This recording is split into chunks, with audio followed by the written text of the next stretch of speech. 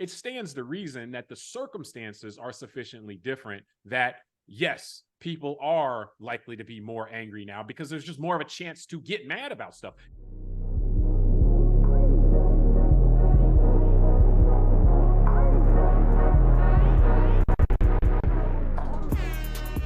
Hello, welcome to the Call Like I See It podcast.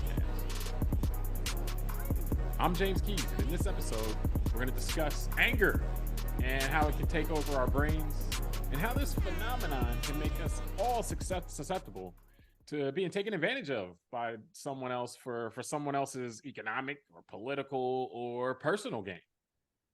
And later on, we're going to react to the recent arrest of a suspect for the 1996 murder of rapper Tupac Shakur and take a look at the circumstances of the arrest, especially considering how long ago the murder was.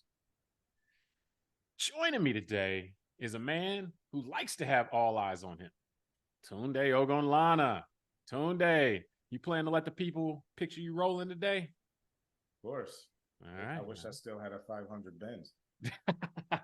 yeah, that'd be even better. For the audience, you got to know the song to know that joke. Now, we're recording this on October 3rd, 2023.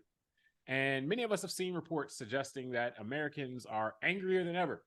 So we wanted to look today at just how anger affects how humans operate more broadly and consider the implications or the potential implications, in America of an overly angry society. On this point, article in the Washington Post by Dr. Christopher Miller. And he really got into the different ways anger affects us. And he got into it from a physiological standpoint, psychological, like he broke it down like a doctor would, but there's a lot you can take from that and extrapolate, and beyond. So just starting there, Tunde, what stood out to you in this article, the article is entitled "Anger Overwhelms Our Thinking Brain. Here's How to Bring It Back Online."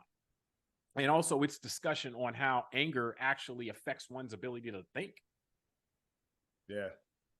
I think if you ask my kids, anytime I've gotten mad, especially when they were young, that they'll attest to the fact that Dad probably wasn't thinking that much while he was in this one. No, and I think that's why this is a very interesting topic, because anger is a natural part of the human spectrum of emotions. I mean, I think 100% the human experience. Yeah, that's what I was going to say. 100% of human beings that have lived past maybe their first year of birth have experienced anger. Yeah. And I'm sure that, infants experience anger too. That's why they're wailing when their diapers full or they're hungry, right? So It's just one of those things that we all live with anger. We've all been angry.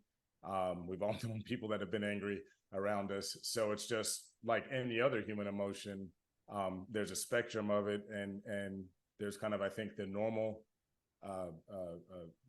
part of the spectrum that we've all experienced or watched others experience, and then there is the maybe hyper and extreme forms of anger, which can be damaging both internally, which we'll discuss today from a physiological standpoint, so on and so forth, stress hormones and all that, when secreted too long can lead to actual physical adverse effects. Yeah. And then I think more like anything else, right? If there's something that's affecting an individual, if there are enough individuals who are suffering from extreme or hyper, forms of anger on the spectrum, then we know it can have adverse effects on how we all deal with each other in society. So that's why I found the article very interesting as well, and breaking down all those different factors. Yeah, the piece that really piqued my interest was a subheading: "Anger leads us to act first rather than think first."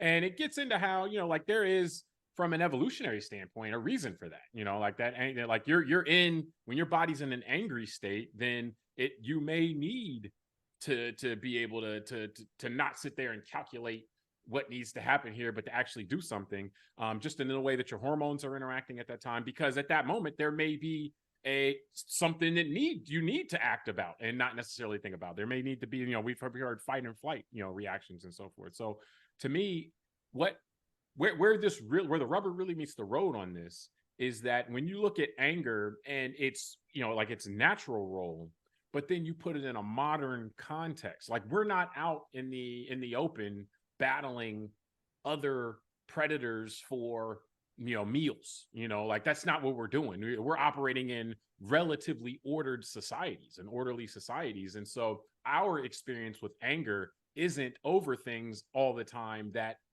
are fight or flight necessarily from a survival standpoint. Like our anger will come from somebody cutting us off in traffic, which in the grand scheme of things isn't something that is like, oh, you better think first, and you're like, or excuse me, you better act first, because like you're not going to survive if that doesn't happen. You just slow down. It's ultimately it's not a huge deal in your life, but it makes us mad, and it makes us, we lean on the horn, and run up on somebody's back, and like, so how all of these kind of natural phenomenon affect us as we interact, and particularly in urban or suburban, like just around a lot of other people, to me is very different than how you can imagine these things playing out in a more in an older time, in a more evolutionary time, a time when people didn't live so close together. You weren't interacting with so many people who were doing so many different things at all the time.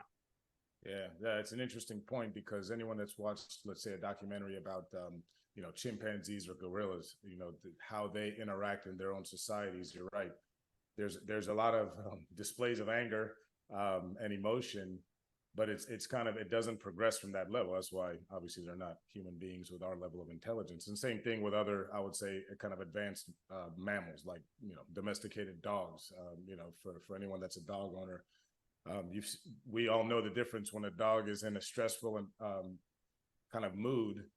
It's a dog you don't want to be around. There's no kind of reasoning with it and getting it to calm down, versus when it's not in an aggressive or angry mood, it can be a very friendly companion and animal. So I think you're right. Well, and it's responding to cues. It's like, okay, this is the dog might interpret whatever's happening. Somebody knocking at the door. Like, again, that may not be something that inflames us, but as a potential threat. So there's an anger that arises that gets them, the hair standing up or whatever. And you can see the purpose of that, but again, like we experience anger in so many other ways beyond just, this threatening kind of way, or this someone did something to you that is actually going to cause you harm, or potentially to really cause you harm. Yeah. And I think the difference there, as you say it, is we have evolved as humans into a way that we have this other layers of our intelligence and the way we communicate in our emotional states. And then also, like you just said, we've got 8 billion of us on the earth, and we've organized ourselves into large societies where we tend to believe that we want to coexist. So if you have a certain population, a large population that's expanding, that is feeling these feelings of anger, like you said, about things like acting first before thinking. And let's get into a little bit about the kind of the brain, because I think part of this is what I realized in preparing for today is, it's very important to understand how our own bodies work, to then understand, kind of, why we manifest these behaviors, and then also, is there a remedy for it, right? So I think, kind of like we've talked a lot in our discussions over the years about things like exercise, working out, and kind of physical health. And I think it's the same thing. A lot of us over the last few decades have learned a lot about the internal body, what to eat, salt, sugars, all that, and how it affects our bodies and how we feel. Which is an ongoing development, so to speak. Like and that's science in the truest sense, in that it's the best understanding at a given moment, and that's not necessarily the end of the road, and that's all we'll ever know. Like, these things do evolve over time, and they're influenced by different things that aren't always in our best interest. Like, people trying to make money and all this other stuff, as far as how what we learn is accurate versus not accurate. Yeah, it's the same transition now to kind of the mental health side of things, and it's a good point you make. Like, in our physical health, we've learned that, hey, cigarette companies will sell us tobacco-filled cigarettes to smoke, and it will damage our body. Yeah.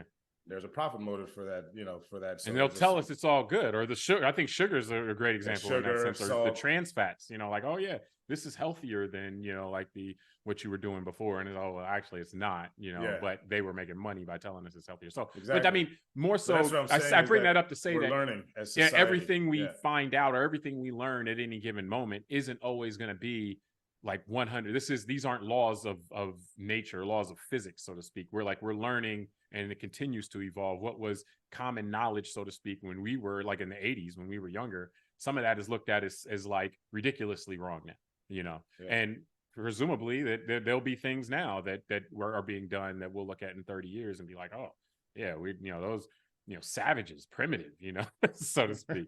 I don't And know. We might not say that in 30 years, maybe 20. No, but I think it's a great analogy, because just like you're rightfully saying, in the last few decades, we've learned a lot more about nutrition and our physical health, and how all this different things we put in our body affects those outcomes. We have now been learning in the more recent period, I'd say the last 10, 20 years, more so of the mental health effects of how we deal with each other in our society. And I don't mean each other like me and you as neighbors, let's say. I mean more as, how the TV, the internet, social media, all that, how we internalize that, and then how that manifests itself in certain physical responses that are real, just like the health side, eating, putting food in our mouth can manifest itself in diabetes, heart disease, other physical manifestations. So like, because when you do it or what you put in, things like that. Yeah, exactly. So I want to jump on here, because I think, I want to pass it back to you after I open it up here, really on the brain chemistry. So the article focuses on two specific areas. First, the amygdala, which encodes the qualities such as positive or negative feelings and intensity of our emotional reactions. And then the second kind of physical part of the brain is the insula, which creates a brain map of how our body feels during situations, including what we call the gut feeling. Yeah. So I found that interesting, because again, I think all of us have felt that certain gut feeling about things. So, I want to pass it back to you to kind of go from there, in terms of from understanding those, then where it kind of takes us next. Well, I mean, yeah, because what's pointed out is that those are the areas that could fire too much when we're angry. And so what happens is, the intensity of our emotional reactions, our gut feelings, these types of things become more intense in terms of the feeling. And I agree with you that it's important to kind of understand, at least not for necessarily everyone, but just as a society, to kind of understand what's happening here. There's a big difference in understanding in your body that something happens. You have, stimulus, and then you have effect, versus why it happens. And so a lot of times, even to this day, and you look at the highest levels of science, we can identify when you do this happens in your body, but they don't always 100% know all of the reasons why, because everything is so interconnected. So in what we're looking at a lot of these times, if we can understand cause and effect, then what we can do is we can affect our behaviors and or our actions to try to avoid overly negative effects and try to promote positive effects. Even if we don't know why. Like, the whys come later, and that eventually allows you to manipulate things on a higher level. But that's not necessary to just say, hey, if I eat sugar, my insulin goes up. And if I do that too often, then I might end up pre-diabetic or diabetes. You don't really have to know all of the mechanisms behind that in order to modify your behavior, in order to make yourself less susceptible to diabetes. And so in the same sense here, when you're saying, okay, the anger, where that ultimately goes is that the anger turns off the thinking, in large part, simplifying it, turns off the thinking parts of your brain and turns on the emotional parts of your brain. And so when that happens, basically, you can potentially become more susceptible, like I pointed out in the intro, to manipulation, because you're no longer able to see kind of different levels of how someone may be interacting with you, or what they may be telling you, or what they may be having you do for them, and all that kind of stuff. And so to me, that the fascinating part of the anger, it really gets into not necessarily us dealing with ourselves, but us dealing in a society. Because if you can trigger someone to be angry intentionally, then it's like you can go up to that person and on the back of their head flip a switch that turns off their ability to think, and you can do that intentionally. And so we see that in various ways in society. And so what I want to ask you, and then we'll get into I want to get into the question of it and the why of it, is, do you think it's possible, like that? Because you always have to hesitate to say, oh, some blank is the worst ever, or this is as much as it's ever been, because people have been around for a while, and people have been in societies for a while. So the stand things, this is the most ever, you got to be careful. But do you think it's possible? Because we've seen headlines, we've seen articles, people are angrier than ever, yada, yada, yada.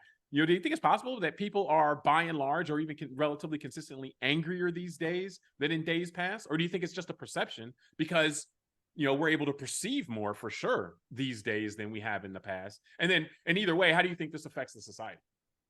Good question. So I think that probably it's a little bit of both, in terms of, is it more, and do we perceive it to be more because we just see more stuff, like with social media? I mean, I think I'll pick up my phone here.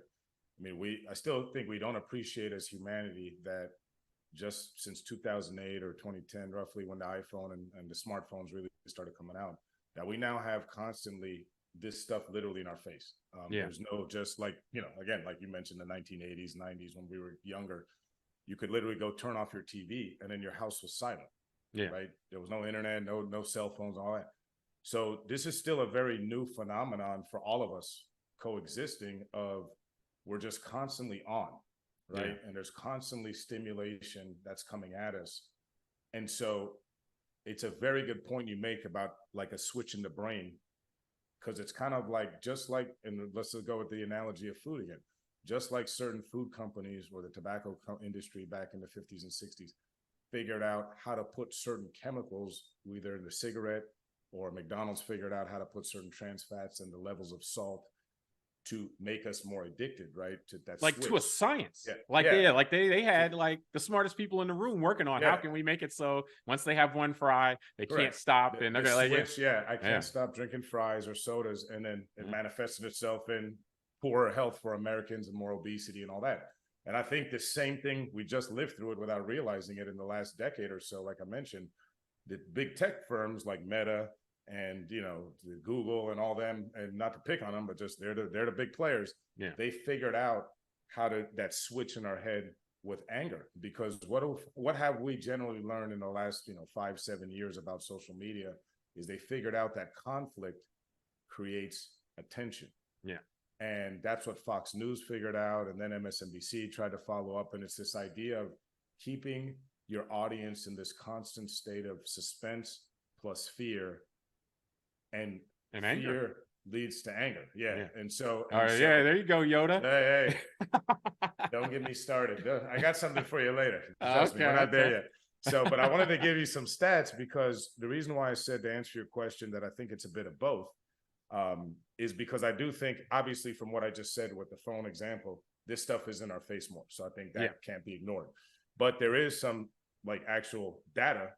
So Gallup has taken these kind of polls around the world. It's interesting. It's a world poll, so it's not just the United States. Mm-hmm. So the question, they asked people in 140 questions, did you experience anger during a lot of the day yesterday? Mm-hmm.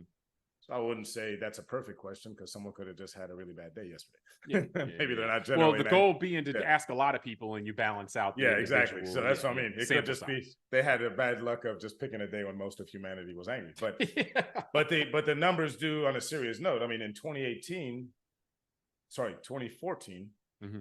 the number was 18% of adults that respond. Out of 140 countries, we only have 185 countries. That's the majority of the countries in the world.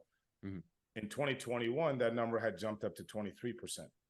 Yeah. And I thought about it, like, that's almost a quarter of adult human beings polled in the world saying that they were angry the day before, a lot of anger, like not just a little bit.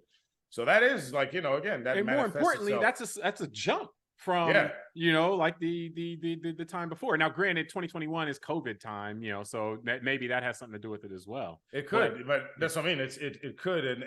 But think about it. If a quarter of adults in the majority of countries in the world said that they had a lot of anger the day before, 1/4 out of a population is a lot of a population, meaning they're touching other people out of that 75%, who are also somewhat going to be affected by those moods and all that. Yeah, and I found anger tends to have a transitive property. Like me being angry and acting angry tends to make other people angry around me. Yeah. Unless I'm in solitary confinement, but that's not going to be the majority of people. So, and I found that interesting, just to finish that. They said that the most anger was found in the following countries: Lebanon, Turkey, Armenia, Iraq, and Afghanistan.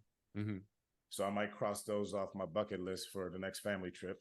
Mm-hmm. And then the ones with the least anger were Finland, Mauritius, Estonia, Portugal, and the Netherlands. So Portugal's been on my list. So now it's got a little bump up to, I got to get there a little quicker than I thought. I mean, you said Portugal and the Netherlands. I'm like, man, maybe drugs have something to do. Like they're I forgot. Yeah, you're right. Amsterdam's in the Netherlands. So I got to be second on the list. So let's keep it moving. So we don't have to go down that path anymore. But so, I mean, I got to go back to people are better at managing their anger, or have tools to manage their anger, in those places. But no, I don't know about that. But no, I mean, I would think that people are angry. I would think so. And it's the reason you said. It's that the ways to get angry, you have more ways of getting angry now than you did in the past. Like if you go pre-mass media, it's for you to get angry, somebody in your immediate vicinity had to do something to you, or you had to observe something in your immediate vicinity. It wasn't going to be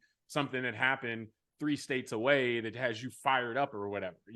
And if you go even to mass media, then there's more engagement, so to speak, and more interaction amongst people where things that are happening that are remote to you can get you angry. But still, like, there's a big jump, as you point out, when you start talking about the internet, and then particularly the internet on phones, on mobile devices that we carry with us, because that's stimulating us all the time. And as you pointed out, this isn't just social media. This is just media in general has recognized, and we'll have some stuff in the show notes on this, that and it's not they didn't unlock the secret of all secrets, but they've just recognized and gotten good at using anger to increase engagement, so for their own profitability. So because, as we talked about with the food companies, their profit motive was to design products that made us addicted, that may be in ways that may be bad for our health but are good for their balance sheet. In the same ways, we can look at media companies and say that they've devised products, which the products they provide is content, media engagement, and so forth, news media, and we see this in particular in social media. They've devised, and many of them have geared their offerings in ways that promote anger, because that will increase their engagement and thus increase their profits. And then it's long been known that politicians can derive power from fomenting and then harnessing anger. And so even if that itself is static, then once you get into a land of mass media, you go back 100 years, then that's going to grow. And you can look at World War II in areas where anger was fomented in many places to create these movements to say, hey, let's just take over all the other countries in the world or whatever. And then now, it's you have the mass media and you have social media again, where it's like politicians have an act. So you have companies, mass media companies, news media, whatever, social media, that have a vested interest in making you mad in order for their own profitability. And then you have politicians that want to make you mad, and then also leverage the tools in the media and in the news media and the social media, whatever, to make you mad. So I think for all of those reasons, it stands to reason that the circumstances are sufficiently different that yes, people are likely to be more angry now because there's just more of a chance to get mad about stuff. And that's not even that. Then you can get into just more population density gives you more opportunity to be angry. That's not substantially different than it was 50 years ago. But again, if you live in a county with only, 100 people, you don't spend time in traffic jams. You don't spend time, with people cutting you off in traffic, or somebody taking the last apple from the shelf at the grocery store or whatever. So little things that might get you mad or whatever. So yeah, I mean, I think it's definitely, and then yes, it being in our face, as you pointed out, it's something also that would, because anger can be transitive, meaning you see other angry people, they treat other people poorly, that can also promote more anger as well. Yeah, and I think right, because one of the kind of next phase, that the article discusses is stress-related anger. Yeah, and that's why when you said about sitting in traffic, it kind of stuck my brain that that's also part of the issue, is that we have now the phone stressing us out, meaning the information that's constantly coming at us that may not have been as robust just 15 plus years ago in human society. And then on top of that, we got those of us in, let's say, metropolitan areas, cities, like you're saying, which is a lot of the world. I think in the last decade, the world, for the first time, the entire planet had more people living in cities than in rural areas. So for the first time in human history. So things like traffic, like being around grumpy people, all that has an effect on us. Yeah. And what happens, and the article gets into it, that stress is kind of a condition that releases a chemical called, and I'm going to botch this, norepinephrine. Actually, I didn't botch it that bad. And it's basically, it's just closely related to adrenaline. So we all can kind of relate to that, the feeling of when you're heightened on adrenaline and you start feeling like, that's that fight or flight. Yeah, you got to move, right? Something's going to happen. And so what happens is it stops. And these are normal, by the way, normal hormones that do jobs and stuff like that. And the issue is when they get heightened beyond the normal threshold with that our body uses them in to manipulate our emotions just in regular course. Yeah. And so the thing is, and to your point, they're important in very short bursts, like when you got to run away from a lion. Yeah. But what happens is, or even if you're about to lift some weights, or whatever. Yeah, any of that. But the thing is that because of the way we have stress constantly on us, and like you said, traffic's a great example, because it's not something that is malicious or kind of threatening in a certain way, but it just part of our lives that just could become stressful if you're just stuck in too much traffic. We all can experience that. So what happens is when too much adrenaline is secreted, again, just like the fight or flight response, it turns off the thinking part of our brain. Because if I'm trying to run from the lion, or if I'm in a fist fight, maybe a better example, if someone mugged me or jumped me on the street, my brain does it for me to survive. It doesn't have time to think about if I just punch the guy in the face and like how he feels, right? I can't be empathetic at that moment and say, hey man, oh man, I'm sorry, I just did I pay the mortgage, or do I need to start worried about random things? Yeah, exactly. Sorry, dude, I knocked your teeth out. I didn't mean to, but you jumped me. So let me explain why that was wrong. You don't got time for all that. You got to punch the guy in the face and run away, right? And get yourself some space from that danger. So again, if you're driven to those kind of adrenaline and those kind of chemicals are secreted now regularly, it's going to suppress your ability to rationalize and think and have empathy with someone else and maybe hear someone else's side, and you're just going to act, and that leads to your point about acting first. Yeah. And I think, and think about that. If you look at it from a traffic standpoint, imagine starting your day and ending your day every day with something like that. Like, hey, I'm going to start my day, put myself in a stressful situation, and I'm going to end my day, my work part of my day, and put myself in a stressful situation. It's a great example of that, because I can relate to that. I mean, there was a time before the beauty of Zoom where I had to drive a lot more. I mean, I was probably putting on 2,000 miles a month, up and down the road. Yeah. And I think this is a classic, any kind of person that's corporate, and if the spouse is not, a classic example of, like you're saying, I'm sitting there driving 2 hours in traffic, stop and go, kind of stressed out, and I get home, and what does my wife want to do? First thing she wants to do, talk about my day.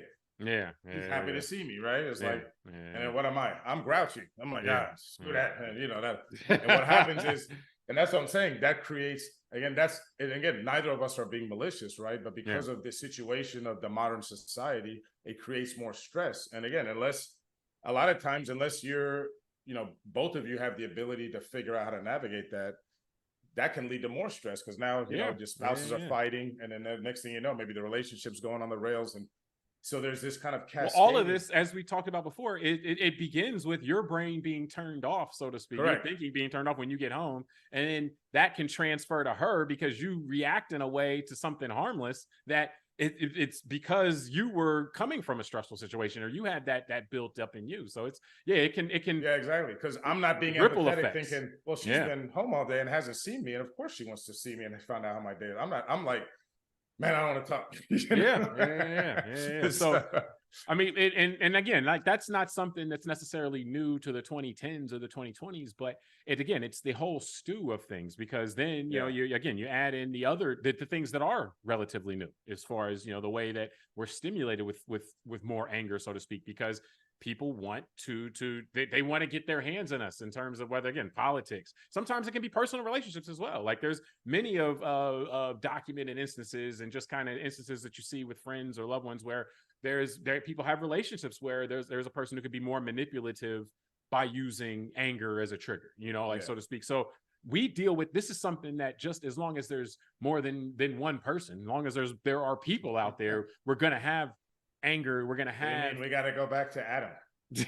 not even Eve. Adam with all of his ribs, right? Because Eve created stress. She made him bite the apple, right? And then it all screwed it up. So it's like the singularity, like how the universe expanded from that one point. Now it's like we got to go back now just to Adam. Well, the singularity was much more simple than everything that came after that. So, but no, I mean, it's one of those things, though, that as we put more, so to speak, as we heat more and more and more helpings of these potential triggers for anger, and again, which in some of these cases people have an active incentive to do so, for their own personal benefit Aiming and for to your profit, own, to your own detriment and to their benefit, makes you more manipulatable and everything like that, then this is something we're gonna have to deal with. So, well, tell me this. Well, hold on, man, because you made up something very profound statement that I want to add just as you finish that thank thought. you, sir. Because you got it. No, because you said I wrote it down. Things remote cause anger, and I think I want to finish off just this part of it as you were talking on that, because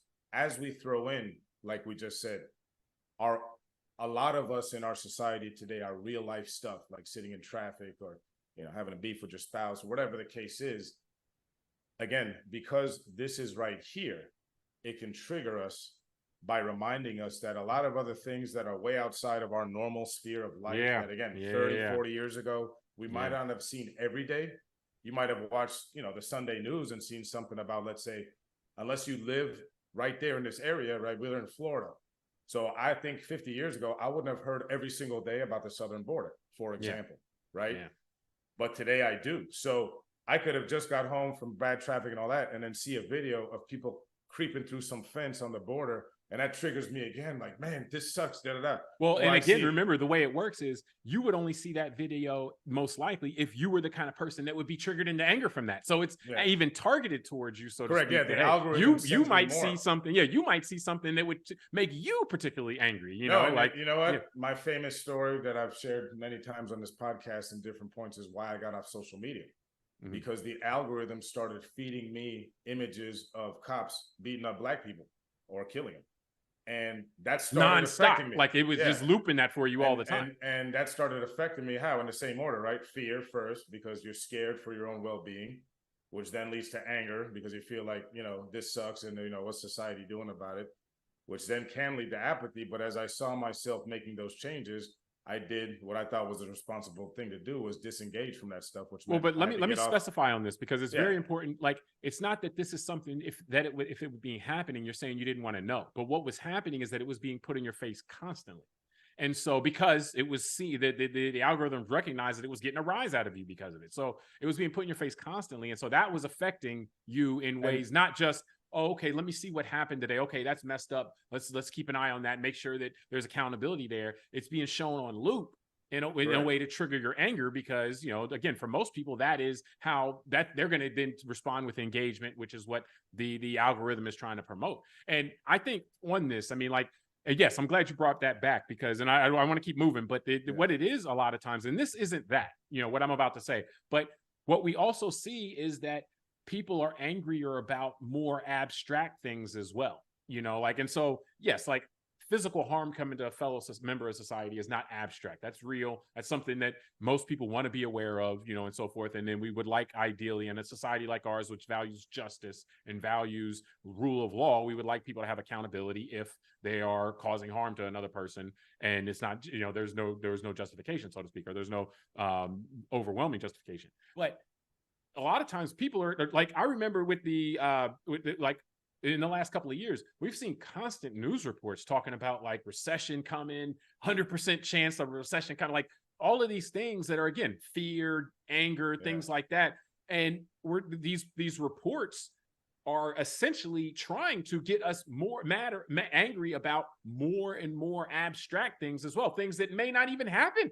It's just, oh, there's a possibility this happen, or stuff like this. And so if you put that again into this stew where it's like, man, you got real life stuff going on, and then things that are remote from your life, or things that are just abstract, like concepts and stuff, and you're getting mad about that, then you're just going to be awash in anger. And so that is an easy way to get from 18% to 23% as far as over 7 years, more people feeling very angry over the course of a day. And the concern there is the trajectory.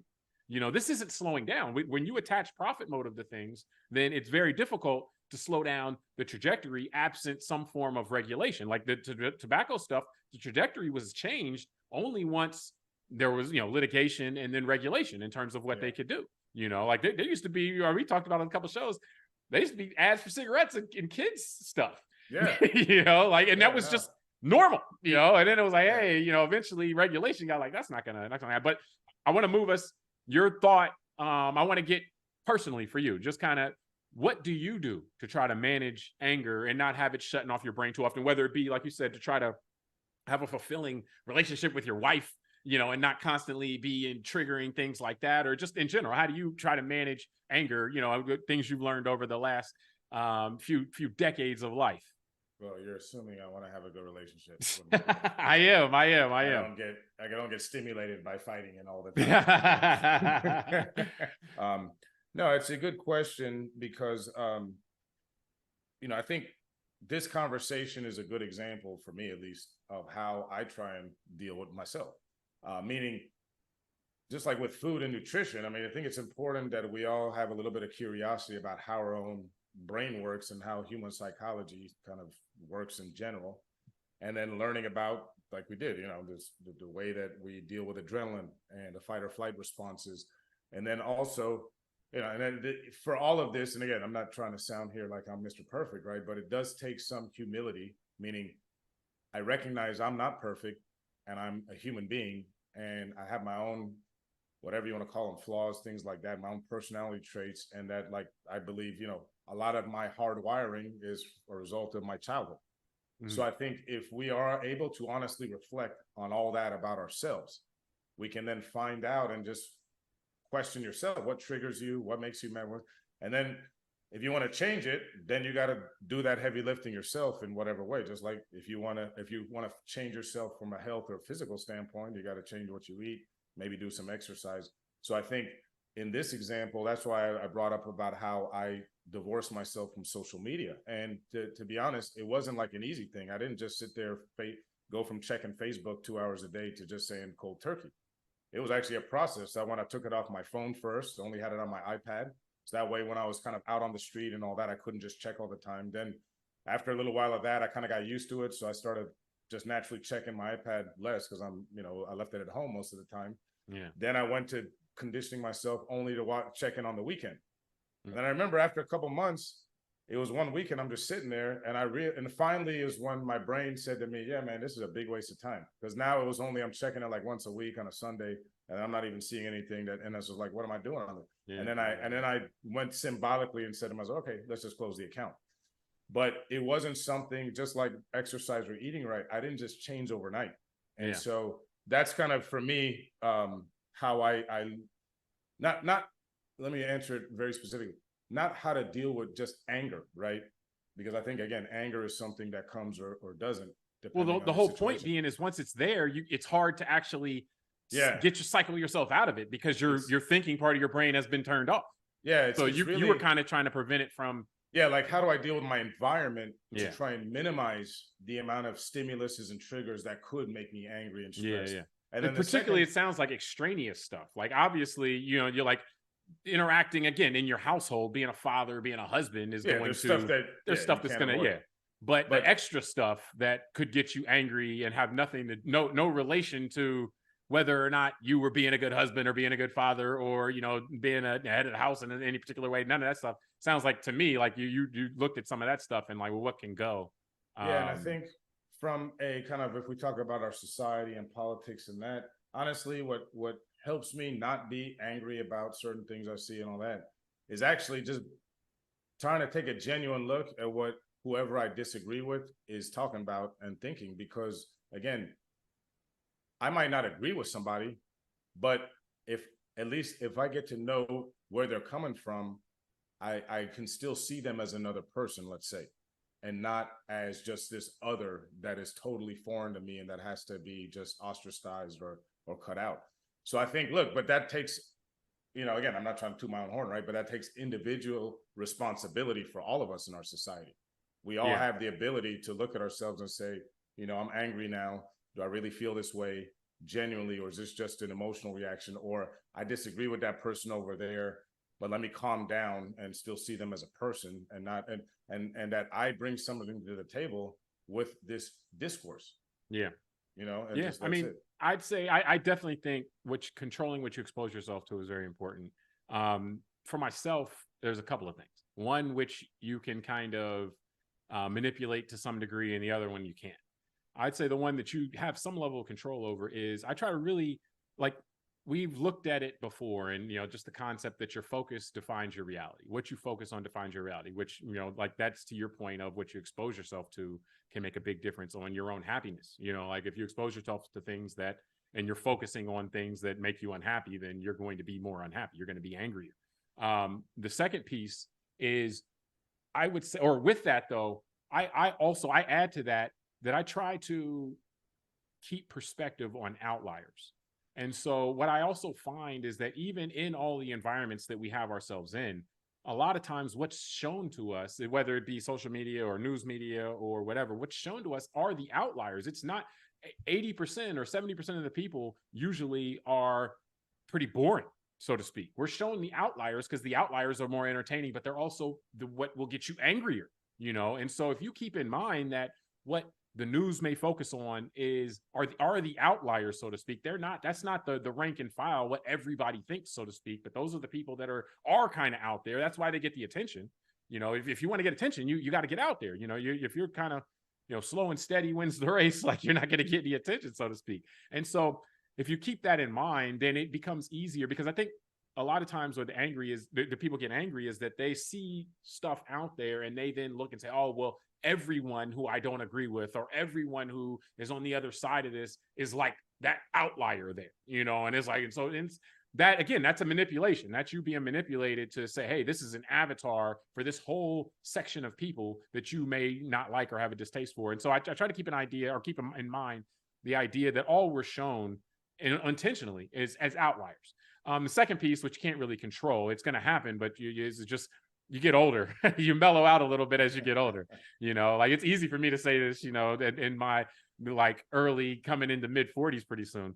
But, you know, if I told myself I'm 25, I run hotter, you know? And so when you're younger, you're most likely going to run hotter, even if you don't run as hot as everyone else, or if you run hotter than everybody else, it kind of, you know, for yourself, you know, as you hang in the game, so to speak, and you've seen more things, you generally will have more perspective. And yeah, you can identify outliers a little better, or you can have a little more control to be able to control what you're exposed to. But it's much more difficult when you're younger. I mean, I don't think you can kind of sugarcoat that. It's just, generally speaking, that's the way it's supposed to work. You know, like you're supposed to run hotter when you're younger, or the way our bodies, you know, are designed and so forth. You're going to run hotter when you're younger. So you just got to make it through that and try to find things. Again, focus is your reality. Try to focus on things that make you happy as well. You know, I tell my kids that, like, if you don't like something, don't spend all your time thinking about it. You know, think about things that you do like, and do things you do like. Don't spend your time and your energy only on things you don't like. They're going to come up, you deal with it, and then think about things that you like or that make you happy. Yep. Yeah. So I want to, before we move on, I got to say a quote from a famous philosopher. All right. And I got to get my whole situation ready here. So, oh, there you go. The famous philosopher Yoda from Star Wars said, "Fear is the path to the dark side. Fear leads to anger. Anger leads to hate, and hate leads to suffering." And It's funny that, like you said about age, right? Mm-hmm. The older I get, the more real that kind of sentence, you know, that paragraph is. And I think it comes down to, like you said, about with age comes experience, and with experience you can reflect. And a lot of times it's not that complicated, right? That's why the Aesop's fables they last the test of time, the tortoise and the hare and the golden goose and all those stories. Yeah. Because they're just straightforward kind of allegories to just the human condition. And how people are people. Yeah. People are people. Well, sometimes they're human beings too, don't forget. There you go. There you go. but no, and I thought, you know, the character of Anakin Skywalker and his transition to Darth Vader is such a good, again, allegory story for what anger can do to a human being. Because forgetting about the whole thing in the movie and all that, but really what was the story is that he became Darth Vader, went from a normal, cute little boy to this terrible version of a person, all because of himself, right? He was scared to lose Padme. He was scared of this. Fear led to him being angry that he couldn't stop it. Yeah. And the anger led him to hate. And the hate made him cause a lot of suffering. And we could look at, like you mentioned, World War II. I mean, the Holocaust is a great example of that. The fear of the German people, manipulated by leadership that made them angry, you know, led to a lot of suffering. And, you know, we can see that in a lot of examples. So. Yeah, that's an example, or there are examples throughout, you know, that come to that. Because again, that's the human condition. and the different ways it is manifested in throughout time, are things that we can learn about to our own benefit, and then By the way, I say represented in the arts as well. I hold my Disney cup, but I'm not grooming anybody, so we gotta, Oh my goodness. Yeah. All right. We're in Florida, right? So I can make these kind of jokes. Maybe I'll be canceled. Second topic we want to discuss today. Okay. Yeah. I got to shut you off. The second topic we're going to discuss today. It's more in the direction of actual, pop culture and just what's happened here and over the last 30 years or so in the U.S. And that is, there's recently an arrest of a man, and he was arrested for the murder of the 1996 murder of Tupac Shakur. And this kind of surprised people because Tupac, again, this happened so long ago. And it was seen as something that was unsolved, and there's been documentaries recently, and we'll talk about it. But basically, Dwayne Davis, known as Keith D, was arrested in the past week or so for the murder. And so I want to ask you just, first your reaction, and then we'll talk about, the things that have unfolded over the past few years that kind of led to this. But, just your thoughts on the idea of someone being arrested and, for a very high profile murder from 1996 and being arrested in 2023. Yeah, no, it's a kind of, I guess, a bookend, if I can put it that way, to just that period of time. I think, like you're saying, 27 years ago, we were much younger. Yeah. And but we lived during that time and saw what was going on back then with the culture of hip hop, the East-West Coast beef, and what was going on kind of in the greater society with gang violence and all that. And I think, what I find interesting is, number one, understanding that high profile individuals like Tupac or the Notorious B.I.G. I just found it a little bit surprising that it took this long for law enforcement to solve. At least now, have looked like they might solve one of them.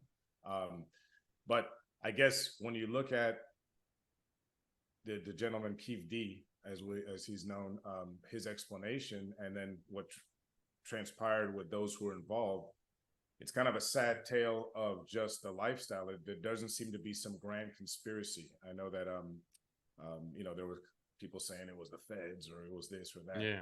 And it just looks to be the sad case of kind of what we've all come to know is just anger. Gang violence. Anger. Just somebody got angry at somebody else and didn't think. Yeah. And even Keith D now, as an older man, like you said about age in part one, and now without anger and the chance to reflect, is very remorseful on being involved with that.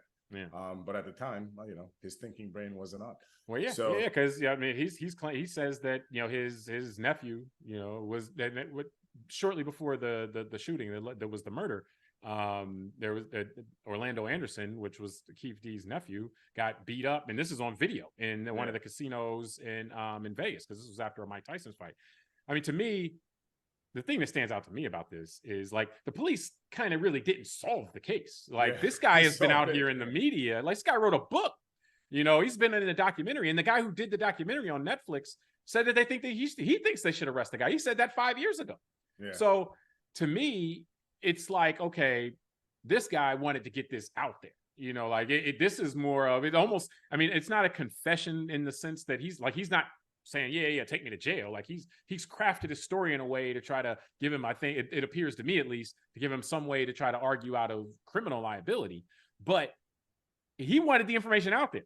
He's been telling everybody who'll listen, for a long time, hey, I was in the car. The only two people left that are alive that were there were me and Suge Knight, yada, yada, yada, who was the record label boss and actually one of the gang members who was a part of who wanted to attack the initial guy that got beat up, like there was. And so to me, it's just like, okay, yeah, this guy, I'm not going to say guilty conscience, but just kind of, he wanted this information out there. And this is kind of what, when you do see these allegations or questions of conspiracies with notable events in history, a lot of times this is what people think will happen, is that, oh yeah, eventually somebody will come out and be like, oh yeah, this is what really happened, like somebody on their deathbed or somebody when they're old. And so this is kind of what we think would happen in this type of situation. Now, it's interesting also, though, like, everybody, or not everybody, a lot of people are taking it, like, oh yeah, this is definitely what happened, or the credibility. Like, I don't know how credible this person is, because as he's pointing out, there's not a lot of people alive that were involved in this anymore. So he can say a lot and not really be challenged on the veracity of it. But interestingly, or it is interesting no matter what, because this was such a high profile thing. It was such a kind of crazy time in hip hop,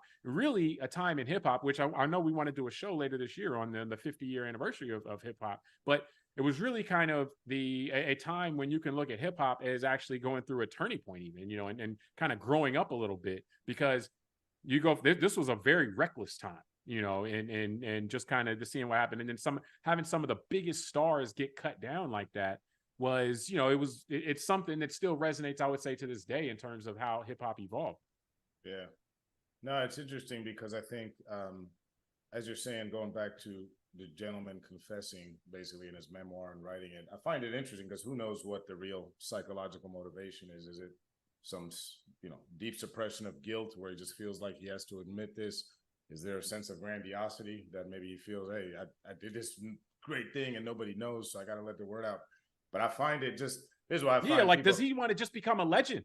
And he could be the guy that's known in history as the guy. And exactly. To be clear, though, he doesn't claim to have pulled the trigger. And the police haven't arrested him as the trigger man. They've arrested him as the guy who directed it, the guy who went and got the gun. Accessory. And, But no, and that's what I'm basically saying. Like, who knows in terms of his psychology deeply, what the motivator is, why some people talk and others don't. I mean, that's what I was going to say. Like, I'm sure there's a lot of people that go to their grave holding a lot of serious stuff, right? Yeah. But then there's people, because as I was reading and preparing for this, I couldn't help but think of some of the things we have that we all know of just nationally, whether it be political figures or certain people on the business side, where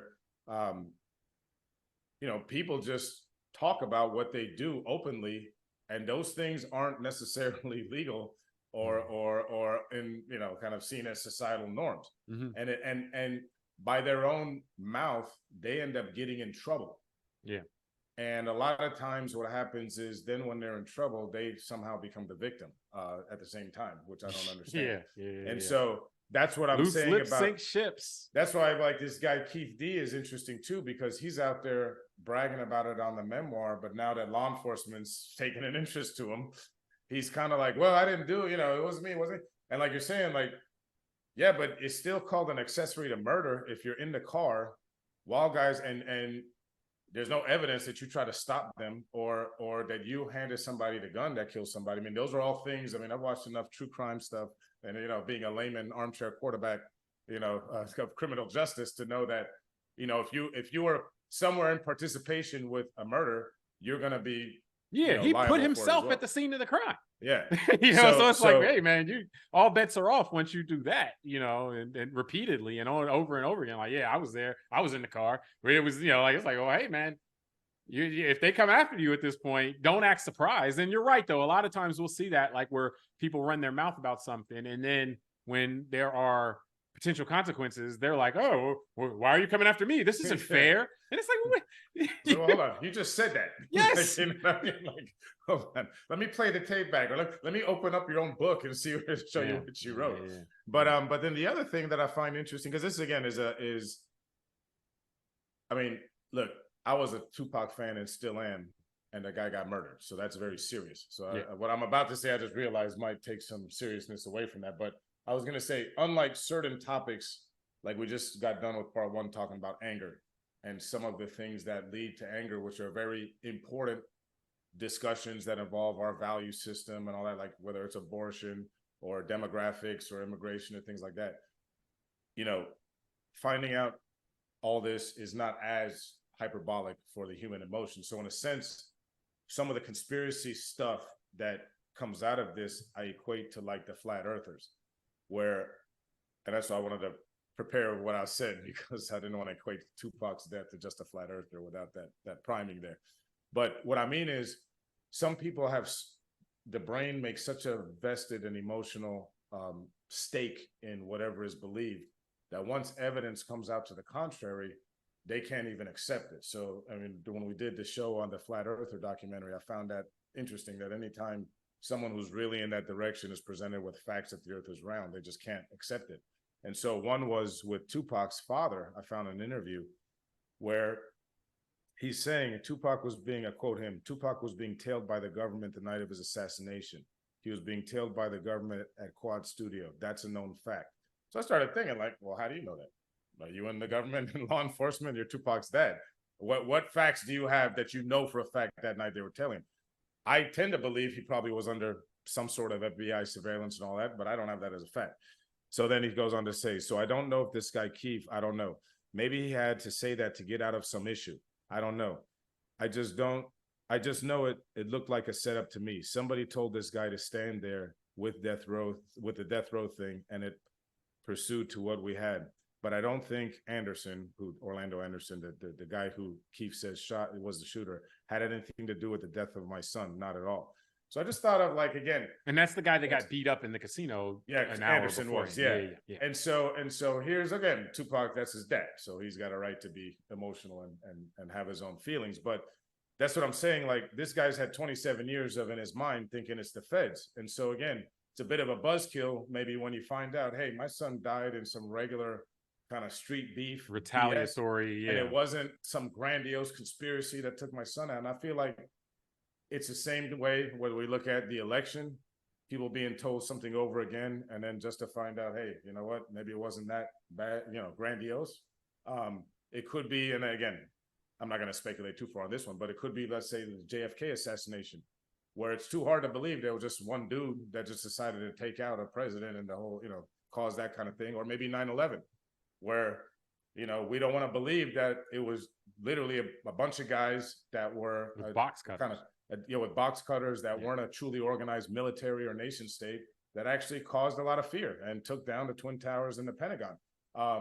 We'd like to think it was some vast conspiracy and all this. So, well, it depends. I mean, and like a lot of time, what I was going to say with this, well, one, just from a little more context, Tupac's dad and his mom were both Black Panthers, and actually were subjected to what many have argued would be like government or politically motivated type of prosecutions and incarceration and stuff like that. And so if anyone is conditioned to believe that the government's involved in some heinous stuff against, your son or your daughter or, whoever, like, it would be someone like that, but I'll say, in a sense, one of the things about this, because of the amount of time that happened since it happened, is that people were already forced to kind of make peace with whatever they're going to accept as what happened, and just kind of move on in their own mind. Like this wasn't presented or provided. This kind of breakthrough didn't come in a time when people were still like, where the wound was still like, oh, okay,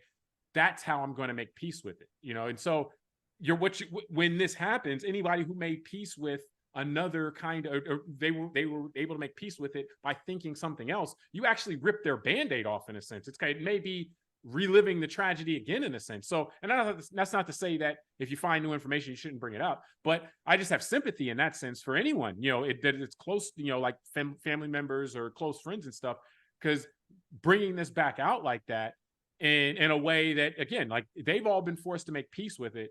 And, it's like, okay, now, however you had to make peace with it, here's what we're saying the official story was, and here we're about to prosecute this guy for this. So, that's the way things go sometimes. It's unfortunate, sometimes things go in ways that are, unfulfilling or that can be upsetting. I think it's better for society if people are involved in murder that they, get prosecuted, and if they actually, or if it's proven that they were involved in it, that they go to jail. So I'm not saying, again, that this is wrong-footed in any way, but I think for the people that were really close to Tupac or close to the situation, I think we can expect that this would be something that could create some difficulty in dealing with. So that sounds like a lot. I just think I'd rather be angry. It sounds a lot. Yeah, exactly. I'll just be angry. Flip the switch. Flip the switch. So, but now we can close up from there. But we appreciate everybody for joining us on this episode of Call Like I See It. Subscribe to the podcast, rate it, review us, tell us what you think, send it to a friend. Till next time, I'm James Keys. I'm Angry Tunde. All right, we'll talk to you next time.